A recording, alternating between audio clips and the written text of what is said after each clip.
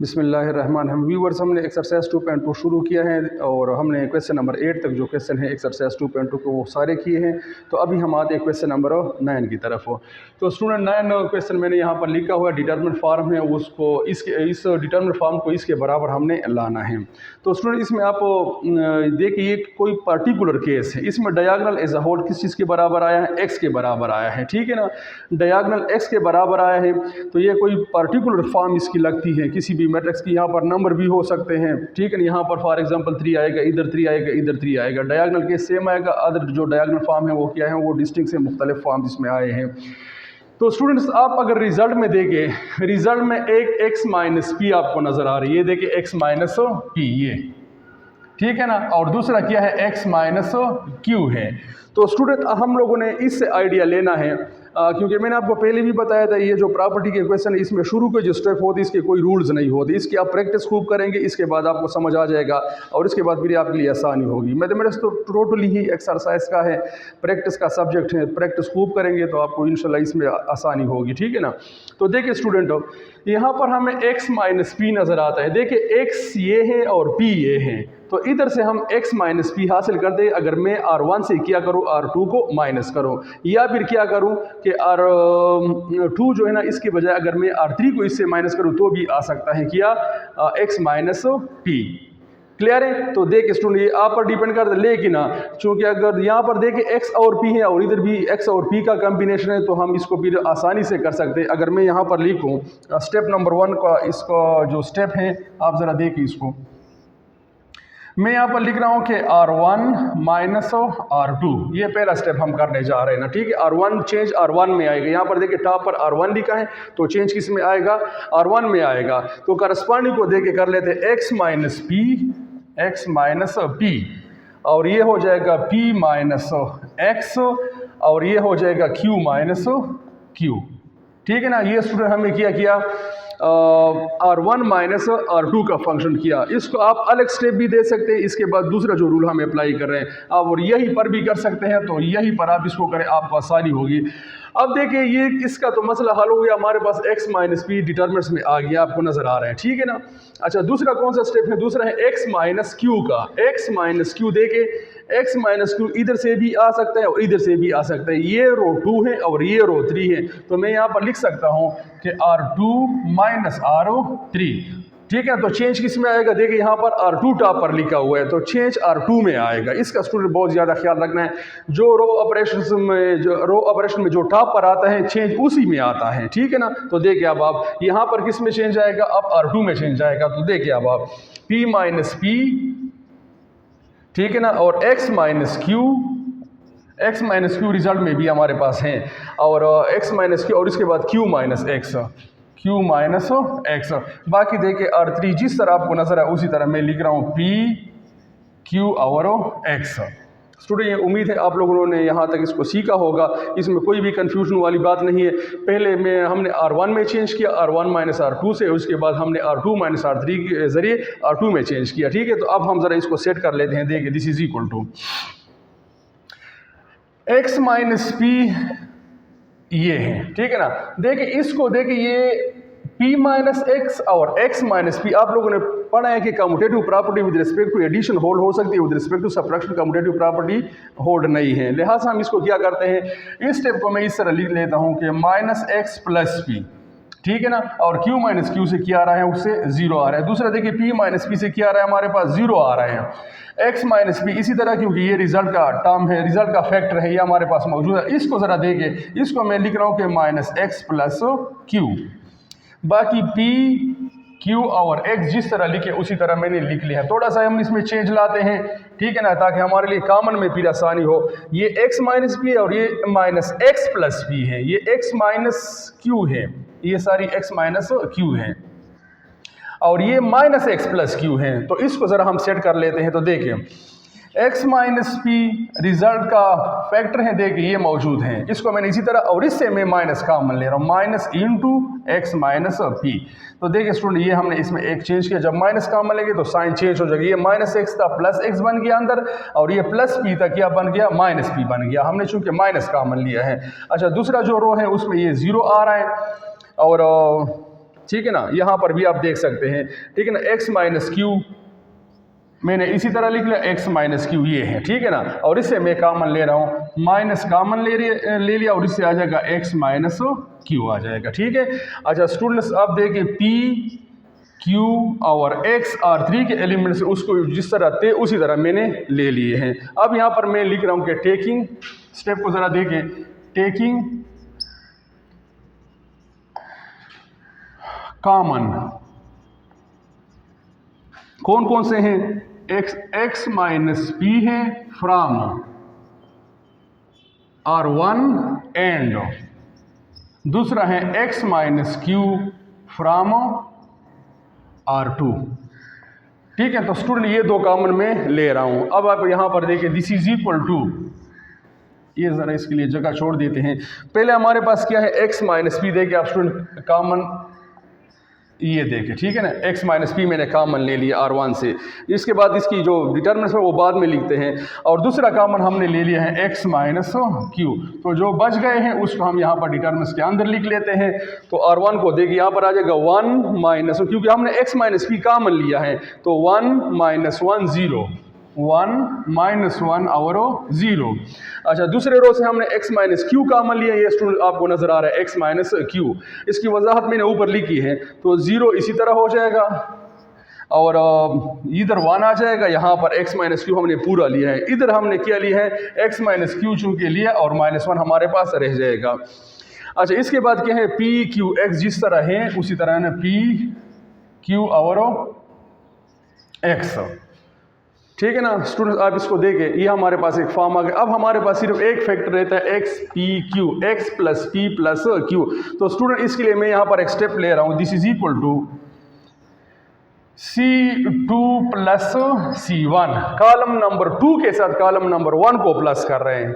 Change किस में आएगा, देखिए स्टूडेंट चेंज C2 में आएगा, लिहाजा हम C1 को इसी तरह लिखते हैं, देखिए 1 0 और P, ठीक है ना। तो देखिए C2 के साथ C1 प्लस हो रहा है तो वो आ जाएगा 1 माइनस 1 ये दोनों, दूसरा हो जाएगा 0 प्लस 1 ये दोनों, और तीसरा आ जाएगा P प्लस Q।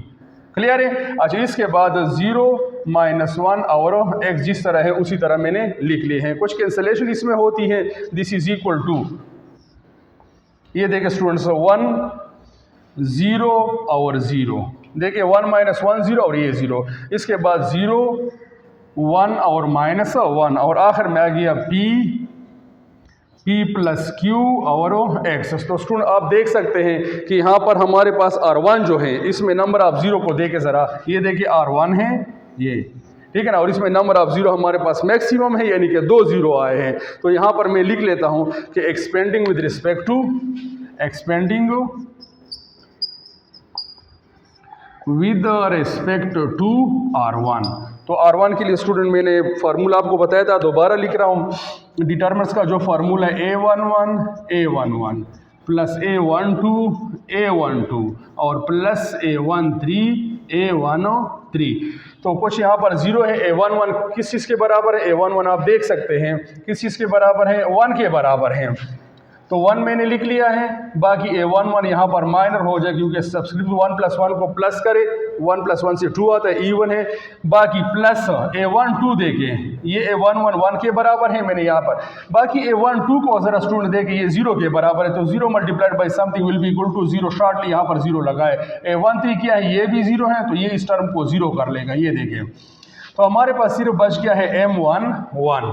तो अब M11 किया है, M11 को हम यहाँ पर देख लेते हैं कि फर्स्ट रो फर्स्ट कॉलम के अलावा, ये देखिए इस डिटरमिनेंट फॉर्म में फर्स्ट रो कौन सा, ये स्टूडेंट फर्स्ट रो है और ये फर्स्ट कॉलम है, ठीक है ना। इसके अलावा हमारे पास रह जाता है बाकी जो बाहर आप लोगों ने P प्लस Q लिखा, इसको आप इसी तरह चलाते जाए, X प्लस P और X माइनस Q यहाँ पर भी है और इधर भी आप इसको लिख सकते हैं x माइनस पी और यहाँ पर नीचे लिख लेता हूँ x माइनस क्यू, ये इसको आप इसी तरह चलाते जाएंगे।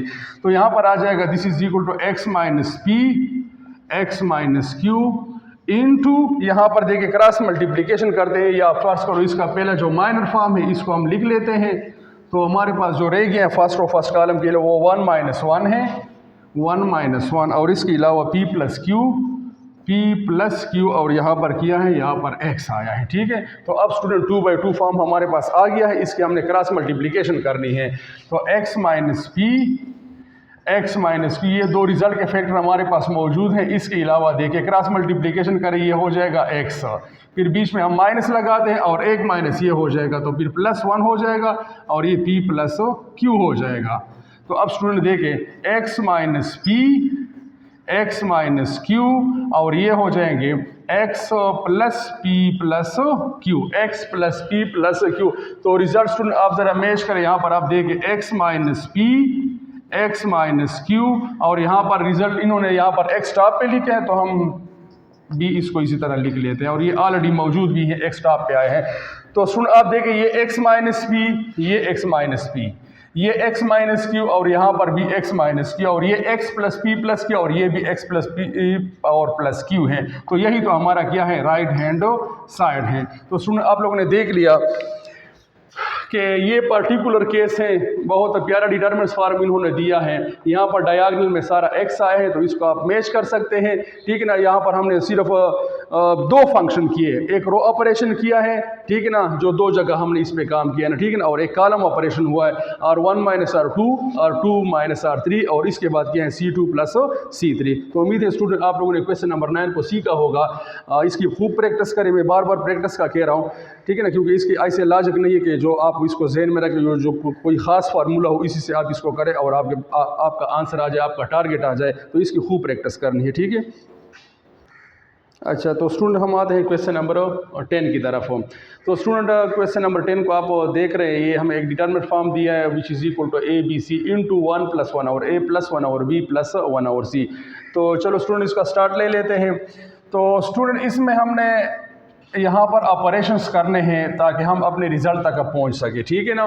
तो हमने पहला स्टेप ये करना है कि C1 माइनस C3, ठीक है ना, C1 से C3 को माइनस करेंगे ताकि हमारे पास कोशिश करेंगे कि ज़्यादा से ज़्यादा किसी भी रो और किसी भी कॉलम को हम ज़ीरो कर सके, ठीक है ना। तो C1 माइनस C3 पहला स्टेप कर रहे हैं कि C1 से, ठीक है ना, C1 ये C1 आपको नज़र आ रहा है, इससे हमने C3 को माइनस करा, ये C3 आपको स्टूडेंट नज़र आ रहा है, ठीक है ना। मैं ज़रा इसको रेड मार्कर से देखे आपको क्लियर करवा लेता हूँ। ये देखिए C1 है और ये किया है C3 है, तो करस्पॉन्डिंग को माइनस करेंगे और स्टूडेंट चेंज किस में आएगा, चेंज C1 में आएगा क्योंकि ये टॉप पे लिखा हुआ है। तो यह हमारे पास हो जाएगा 1 + A - 1। स्टूडेंट आपको देख रहे हैं 1 + A ये C1 का एलिमेंट है और ये 1 जो है ना ये C3 का एलिमेंट है। दोबारा देखिए 1 - 1 इसी तरह दोबारा देखिए आखिर में 1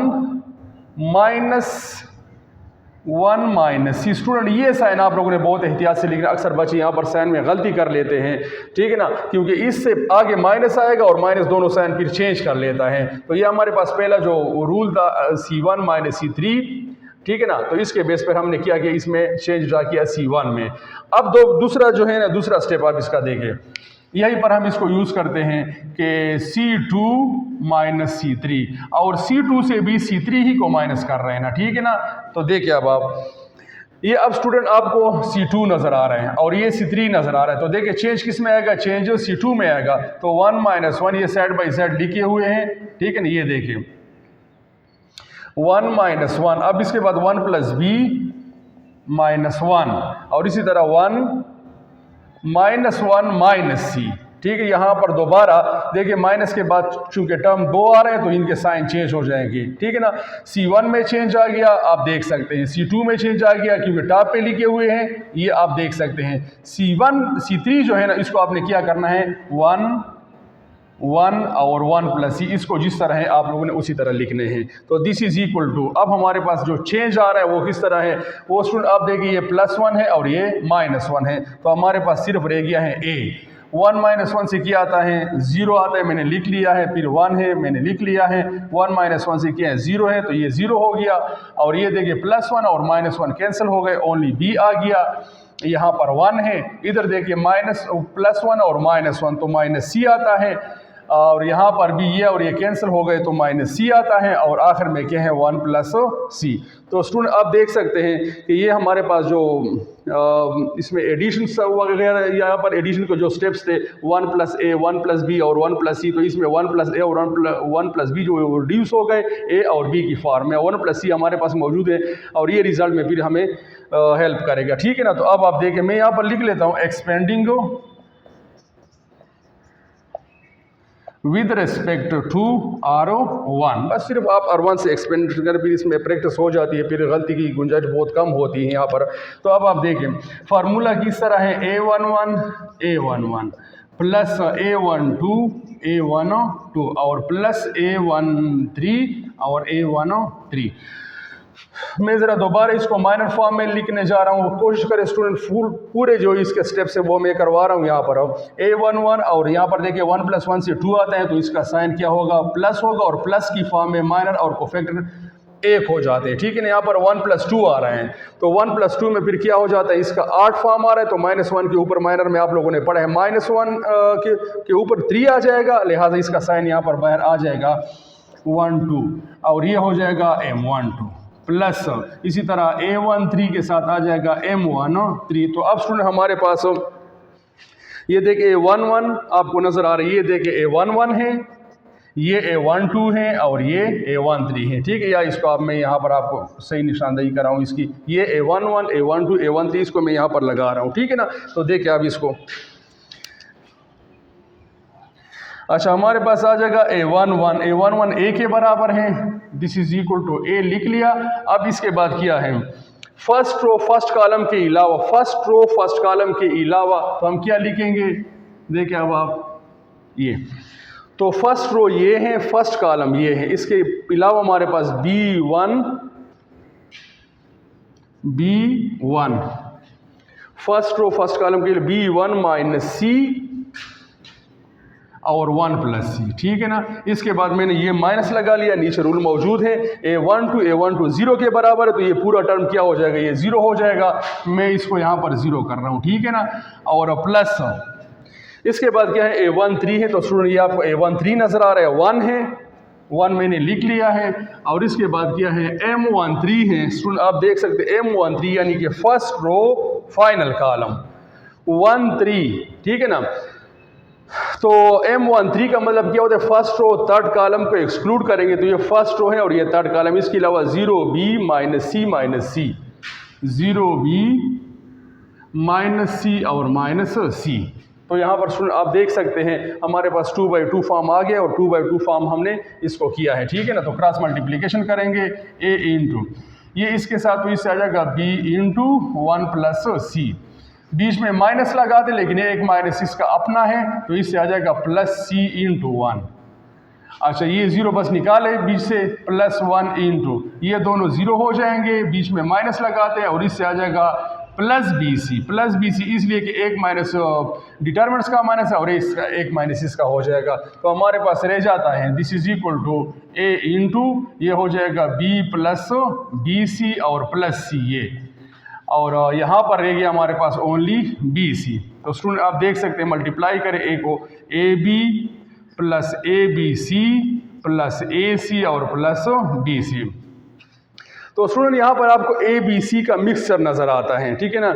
इसमें AB, इसमें ABC, इसमें AC और इसमें BC, तो 3 अल्फ़ाबेट्स हमारे पास यहाँ पर आते हैं ABC। तो इस ABC से हम अपना रिजल्ट किस तरह हासिल करेंगे, तो ये स्टूडेंट बहुत ही आसान है।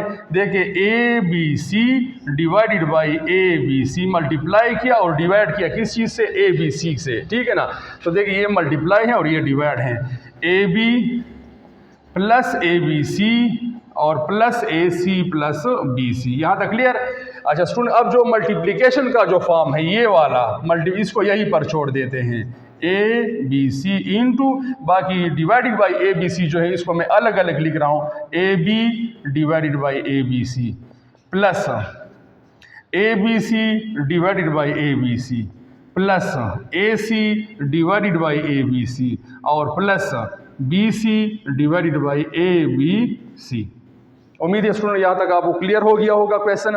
तो अब हम आते इसकी कैंसलेशन ज़रा कर लेते हैं, ए बी सी इंटू, तो देखिए ये ए बी और ये ए बी कैंसिल हमारे पास रह गया 1/c, प्लस ये ए बी सी कैंसिल हो गया, हमारे पास रह गया है 1, प्लस ए सी और ये ए और सी कैंसिल हो गया, हमारे पास रह गया 1/b, और प्लस यहाँ पर बी सी और बी सी कैंसिल हो गया, हमारे पास आ गया 1/1 आ गया। तो स्टूडेंट आप देखें हमारे पास रिजल्ट में ए बी सी बी मौजूद है, ये आपको ए बी सी नज़र आ रहा है, 1/c भी मौजूद है, ये 1/c है, 1b है, 1 ये है, इसके बाद 1/b है, 1/b भी हमारे रिजल्ट में मौजूद सिर्फ, और इसके बाद आखिर में क्या 1/a है, 1/a भी हमारे रिजल्ट में सिर्फ, इसको हमने रीअरेंज करना है। तो मैं ज़रा इसको रीअरेंज कर लेता हूँ, A B C into 1 + 1/a plus 1/b plus 1/c which is the right hand side. तो स्टूडेंट आप लोगों ने देख लिया कि ये चंद स्टेप हमने कर लिए है और हमारे पास रिज़ल्ट आ गया। मुश्किल बिल्कुल नहीं है, प्रैक्टिस करें, इंशाल्लाह आसान है, आप लोग इसको आसानी से सीख सकते हैं। ठीक है, अच्छा तो स्टूडेंट आते हैं क्वेश्चन नंबर 11 की तरफ। ठीक है, तो क्वेश्चन नंबर 11 हमने स्टूडेंट्स कंसेप्ट में, जब मैं आपको कंसेप्ट करवा रहा था इसकी डिटर्मिनेंट्स की, तो इसमें सिंगुलर और नॉन सिंगुलर का एक क्वेश्चन किया था। इसी क्वेश्चन नंबर 11 का पार्ट नंबर 3 मैंने ऑलरेडी किया हुआ है, ये आपको प्रीवियस वीडियो में मिल जाएगा। ठीक है ना। अच्छा अब हम आते इसका पार्ट नंबर 1 को करने जा रहे हैं, ताकि आपको ज़रा ये रिवाइज हो जाए कि सिंगुलर क्या होता है और नॉन सिंगुलर होता है। तो स्टूडेंट अब यहाँ पर थोड़ा सा इसके कंसेप्ट की तरफ हम आते हैं। ये देखिए स्टूडेंट्स, सिंगुलर मैट्रिक्स और नॉन सिंगुलर मैट्रिक्स के लिए पहली बात यह है कि ये जो मैट्रिक्स आपको दिया गया होगा वो क्या होगा, वो स्क्वायर होगा। Square, number of rose number of column बराबर होंगे। क्यों कि इसलिए कि देखिए सिंगुलर नॉन सिंगुलर के लिए शर्त जो है ना वो इसका डिटर्मिनेंट्स मालूम करना है, और डिटर्मिनेंट्स आपको स्टूडेंट्स पता है कि सिर्फ और सिर्फ स्क्वायर मैट्रिक्स का मालूम कर सकते हैं। ठीक है ना। रेक्टेंगुलर मैट्रिक्स का यानी कि जो मैट्रिक्स नॉन स्क्वायर मैट्रिक्स हो, नॉन स्क्वायर मैट्रिक्स हो, उसका हम डिटर्मिनेंट्स मालूम नहीं कर सकते हैं। अच्छा स्टूडेंट, मैंने आपको पहले भी बताया था, एक वीडियो में मौजूद है इसका पूरा डिटेल, कि किसी भी मैट्रिक्स का अगर डिटर्मिनेंट्स 0 के बराबर आ जाए तो फिर हम कहते हैं कि ए किया है वो सिंगुलर है। ठीक है ना। और किसी भी मैट्रिक्स का जब डिटर्मिनेंट्स क्या हो जाए 0 के अलावा आ जाए, यानी कि नॉन जीरो आ जाए, तो फिर वो ए क्या होता है, वो नॉन सिंगुलर होता है। बस इसमें और कुछ भी नहीं है, बाकी डिटर्मिनेंट्स इसमें, और डिटर्मिनेंट्स स्टूडेंट हमने बहुत ज़्यादा इस पर काम किया है कि डिटर्मिनेंट्स हम किस तरह मालूम करते हैं। तो आते हैं इसको हम चेक कर लेते हैं कि ये जो मैट्रिक्स हमें ए दिया गया है ये सिंगुलर है कि नॉन सिंगुलर है। तो हम स्टार्ट लेते हैं इसके डिटर्मिनेंट्स से। डिटर्मिनेंट्स मैंने यहाँ पर ले लिया है 7 1 3 6 2 - 2 5 1 1। तो स्टूडेंट यहाँ पर डिपेंड करता है, आप इसको विद रिस्पेक्ट टू R1 कर सकते हैं, विद रिस्पेक्ट टू R2 कर सकते हैं, विद रिस्पेक्ट टू R3 कर सकते हैं, with respect to C1 C2 C3। ठीक है ना। तो इसको आप 3 रो से कर सकते हैं या 3 कॉलम से कर सकते हैं, ये आप पर डिपेंड करता है। ठीक है ना। और ये जिस पर आपने खूब प्रैक्टिस की हो, जो आपके लिए आसान हो, पेपर में ये नहीं मांगते कि आप इसको R1 से करें या R2 से करें या R3 से करें। ठीक है ना, ये आप पर डिपेंड करता है। तो मैं यहाँ पर लिख लेता हूँ expanding with respect to R1। ठीक है, डिटरमिनेंट से आप पता चलेगा कि ये जो मैट्रिक्स इन्होंने हमें दिया है ये सिंगुलर है कि नॉन सिंगुलर है। तो determinants of A which is equal to A11 A11 plus determinants का फार्मूला लिख रहा हूँ फर्स्ट रो का ये A12 और plus A13 A13। Determinants of A is equal to A11 फिलहाल मैं इसी तरह लिख लेता हूं, और A11 की जगह मैं स्टूडेंट लगा लेता हूं M11। अब उम्मीद है क्लियर हो गया हो, क्योंकि यहाँ पर 1 + 1 से 2 रहा है, तो ऐसी फॉर्म में माइनर और कोफैक्टर बराबर हो जाते हैं।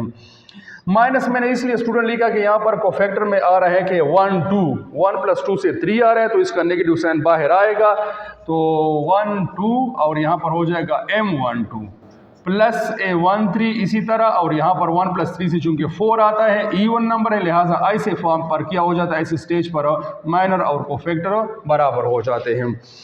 अच्छा इसके बाद determinants of A which is equal to A11, ये आपको A11 नजर आ रहा है क्योंकि हमने यहाँ पर लिखा expanding with respect to R1, तो सिर्फ इसमें फंक्शन करेंगे एज अ कोफिशिएंट, यहाँ पर सिर्फ R1 के एलिमेंट, ये A12 है और ये A13 है, तो इसको मैं यहाँ पर लिख रहा हूँ 7 M11 माइनस 1, ये लिखा है A12 की जगह M12, और प्लस A13 किस चीज़ के बराबर है, 3 के बराबर है, और यहाँ पर हो जाएगा M13। तो यहाँ पर स्टूडेंट आ जाए, यहाँ पर हम इसको लिख लेते हैं, this is equal to determinants of A is equal to, तो 7M11 यानी कि फर्स्ट रो फर्स्ट कॉलम के अलावा 2 - 2 1 1, 2 - 2 और 1 1, इसके बाद माइनस है, मैंने ये माइनस लिख किया, 1 मल्टीप्लिकेटिव आइडेंटिटी है, चलो हम इसको लिख लेते हैं। और इसके बाद है M12 यानी कि फर्स्ट रो मिडिल कॉलम के अलावा 6 - 2 5 1, 6 - 2 5 1, और प्लस आखिर में क्या है, आखिर में है 3 इंटू, यहाँ पर आप हमारे पास क्या है, M13 है, M13 first row third column 6 2 5 1, 6 2 5 1। तो उसमें एक नज़र हम इसको दोबारा कर लेते हैं। 7 इसी तरह M11 first row first column के अलावा 2 - 2 1 1, 2 - 2 1 1 सही है। अच्छा, इसके बाद -1 ये लिख लिया, फर्स्ट रो मिडिल कॉलम 6 - 2 5 1, ये भी ठीक लिखा है, और इसके बाद +3 ये हो गया फर्स्ट रो फाइनल कॉलम, तो 6 2 5 1, 6 2 5 1 ये भी सही लिखा है। तो हम इसको आगे ले जाते हैं, 7 into cross multiplication 2 1s are 2, बीच में माइनस लगाते हैं, इससे स्टूडेंट -2 आता है, तो ये +2 हो जाएगा। -1 इंटू ये 6 1s are 6 हो गया, बीच में माइनस लगाते डिटरमिनेंट्स का, इन दोनों से स्टूडेंट आते हैं -10, तो माइनस इसके साथ प्लस हो जाएगा, अब ये +10 हो जाएगा, और +3 इंटू 6 1s are 6 और -5 2s are 10, तो this is equal to 7 into 4 -1 into 16 और +3 इंटू -4। तो यहाँ पर हम इसको सिंप्लीफाई कर लेते हैं, 28 हो जाएगा, 7 4s are 28 आता है, -16 इसी तरह, और -12 प्लस माइनस से माइनस आ जाएगा, 3 4s are 12। तो स्टूडेंट आप देखें ये 28 हो गया, इन दोनों से क्या आता है, -28 आता है, और यहाँ पर हमारे पास जो रिजल्ट आते हैं वो क्या है, 0 है। तो स्टूडेंट हमने क्या शुरू किया, डिटरमिनेंट शुरू किया है, हमारे पास आंसर आ गया है, इसका डिटरमिनेंट इसका आ गया है 0 के बराबर, लिहाजा हम लिख सकते हैं, यहाँ पर आप लोगों ने पढ़ा है कि किसी भी मैट्रिक्स का, किसी भी स्क्वायर मैट्रिक्स का जब डिटरमिनेंट 0 के बराबर आ जाए, फिर हम क्या कहते हैं, so this implies that A is a singular matrix, singular matrix, singular matrix, and his the result. ये हमारे पास इसका आंसर हो गया कि मैट्रिक्स, गिवन मैट्रिक्स क्या है, एक सिंगुलर मैट्रिक्स है। क्यों सिंगुलर मैट्रिक्स है, यहाँ पर हमने इसका डिटरमिनेंट्स मालूम किया जो कि 0 के बराबर आ गया, और यही इसके कंसेप्ट है कि किसी भी स्क्वायर मैट्रिक्स का जब डिटरमिनेंट 0 के बराबर आता है तो फिर वो क्या होता है, वो सिंगुलर मैट्रिक्स होता है, ठीक है ना। तो ये स्टूडेंट हो गया हमारा क्वेश्चन नंबर 11, जिसमें हमने इसको सिंगुलर और नॉन सिंगुलर साबित करना था, ठीक है। तो स्टूडेंट्स उम्मीद है आपको इन क्वेश्चनों की समझ आ गई होगी। अब इंशाल्लाह इसके बाद अनवर्ड जो क्वेश्चन है, क्वेश्चन नंबर 12 और 13, ये हम अगले वीडियो में इंशाल्लाह करेंगे, ठीक है ना। ओके, अल्लाह हाफ़िज़।